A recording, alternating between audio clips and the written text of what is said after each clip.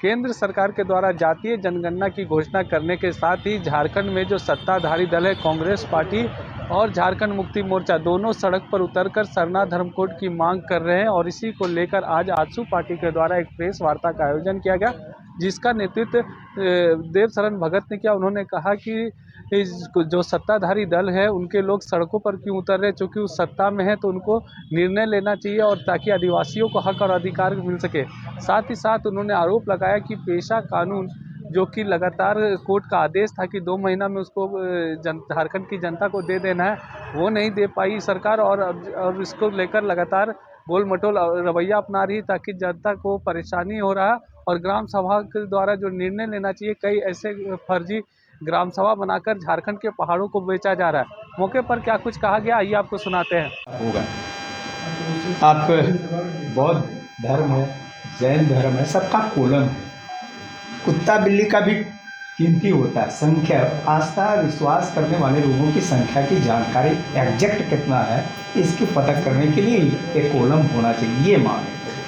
तो इसमें करने में तो कोई आपत्ति नहीं है, लेकिन इसको लेकर के जो राजनीति हो रहा है, ये राजनीति लोगों को भ्रम में ला करके, भावनाओं को भड़का करके और विषयों को भटकाने का जो काम किया जा रहा है, उसका विरोध हम लोग करते हैं। देवशरण दा, जाति जनगणना पहले भी होता था, पंडित जी ने रोक दिया।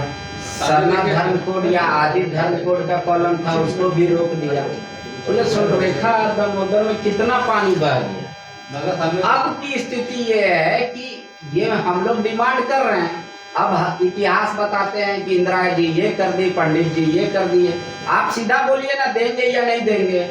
आप जाति जनगणना को दिए ना, आप सरना को बताइए देंगे कि नहीं देंगे। देंगे तो कब देंगे, हमारा टाइमलाइन है, जनगणना से पहले दीजिए।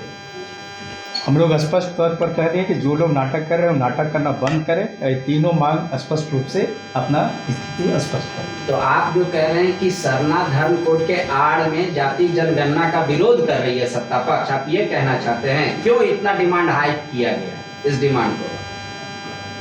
ये उनके प्राथमिकता के लिस्ट में है, प्रायोरिटी लिस्ट में नहीं है। ये स्पष्ट रूप से दिखाई पड़ता है कि वो इसके प्रायोरिटी लिस्ट में नहीं है। पूरे प्रदेश में, पूरे देश में जातीय जनगणना की बात केंद्र सरकार ने कही। हम लोग पहले से इस बात को रखते रहे। इन लोग अपने घोषणा पत्र में कहा कि जातीय जनगणना कराएंगे। आज जातीय जनगणना की बात को नज़रअंदाज करते हुए दूसरों मुद्दों को, माने एक्सेलेटर को बढ़ाओ और ब्रेक को जम के मारो, ये जो इनका धंधा है इसको बंद करना। ठीक है, जातीय गणना जो है ये मांग आपकी पुरानी रही है। कांग्रेस करती है कि ये मेरा क्लेम है, हमने झुकाया है केंद्र सरकार को। ये मांग आपकी पहले से रही है, तो आज कांग्रेस इसको क्लेम कर रही है कि मैंने ही केंद्र सरकार पर दबाव डाला या जिस माध्यम से, और आज ये क्रेडिट आजसू को नहीं मिल रहा। आप क्लेम करते हैं कि नहीं ये पहले मेरा मुद्दा था?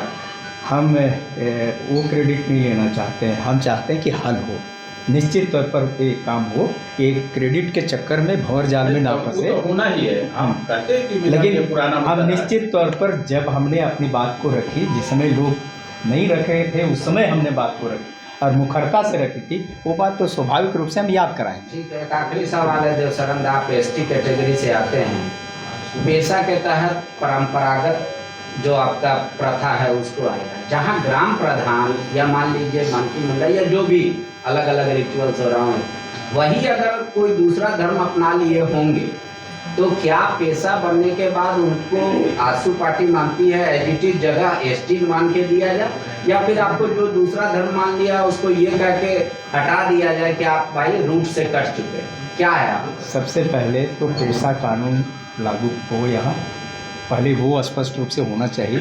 उसके बाद जितनी बातें हैं हम उन चीज़ों पर बात करेंगे। ठीक है, धन्यवाद। और कोई सवाल? बीच से झारखंड के ज्वलंत विषयों को लेकर के पार्टी मुख्यालय में आयोजित इस संवाददाता सम्मेलन में हमारे बीच झारखंड आंदोलनकारी आजसू के वरिष्ठ नेता आदरणीय परवीन प्रभाकर जी, मीडिया के संयोजक प्रवाद जी और हमारे युवा नेता संजय मेहता जी। मुख्य रूप से आज पूरे प्रदेश में खासकर आदिवासियों के प्रति और झारखंड को लेकर के काफ़ी चिंता बढ़ी है। सरना कोड के मामले को लेकर के, पेशा कानून को लेकर के या जातीय जनगणना को लेकर के सभी दल अपने अपने स्तर से या सामाजिक संगठन अपने अपने स्तर से संघर्ष कर रहे हैं, सड़क पे है। लेकिन अचंभा तब होता है जब कोई सरकार में है वो भी रोड में आकर के हल्ला करने लगे, तब लगता है कि आखिर लोग जनादेश देते क्यों हैं। जब जनादेश देते हैं तो जनादेश पाने के बाद उनको हल करना चाहिए, ना कि उसको सड़क पे आना चाहिए। आज कांग्रेस और झारखंड मुक्ति मोर्चा के लोग सरना कोड को लेकर के हर एक जिला मुख्यालय में घेराव कर रहे हैं और मेमोरेंडम दे रहे हैं। जबकि कांग्रेस की सरकार जब केंद्र में थी तो यही सरकार सरना कोड को अव्यवहारिक कर करके इसको खारिज कर दिया था। आखिर आज ये मुखर तरीके से सड़क पे आ रहे हैं, पहले तो स्पष्ट करें कि उनका सोच क्या है, नीति क्या है। तो झारखंड मुक्ति मोर्चा को और कांग्रेस को इस विषय पर स्पष्ट करना चाहिए। ऐसी पेशा कानून को लेकर के, क्योंकि फिफ्थ शेड्यूल का इलाका है, फिफ्थ शेड्यूल इलाके में पेशा कानून लागू है, केंद्र सरकार के द्वारा बनाया हुआ पेशा कानून लागू है, लेकिन झारखंड में आज भी पेशा कानून लागू नहीं हो पाया है। वर्तमान सरकार पेशा कानून को लेकर के कतई भी गंभीर नहीं है। हमको लगता है नए पेशा कानून को कारगर तरीके से जो केंद्र की एक्ट है उसको लागू करना चाहती है, बल्कि उसको शिथिल करते हुए और अपना पेशा जो बालू बेचने का यही पेशा है उसको मजबूत करना चाहती है, जो दिखाई पड़ता है। तीसरा, जनगणना को लेकर के राज्य सरकार अभी भी गंभीरता नहीं दिखाई। आजसू पार्टी जातीय जनगणना को लेकर के मुखर तरीके से इस बात को हमेशा से आवाज़ उठाती रही है, क्योंकि ये मानना है कि जनगणना के माध्यम से हम यहाँ के आबादी को स्पष्ट रूप से जान सकेंगे, उनकी योजनाओं के संदर्भ में भी विस्तार से हम लोग ये कर सकेंगे। सरना कोड को भी वैसे ही जनगणना के कॉलम में धार्मिक कॉलम के रूप में हम लोग स्थापित करने के लिए मांग करते रहे। लेकिन अभी जो सिचुएशन बना है, सभी पार्टी अलग अलग तरीके से इस बात को रख रहे हैं, लेकिन उनको स्पष्ट करना होगा कि वर्तमान में वो लोग क्या चाहते हैं। हमारे बीच प्रवीण प्रभाकर जी है, हम चाहेंगे कि प्रवीण प्रभाकर जी इस विषय पर अपनी बात रखें।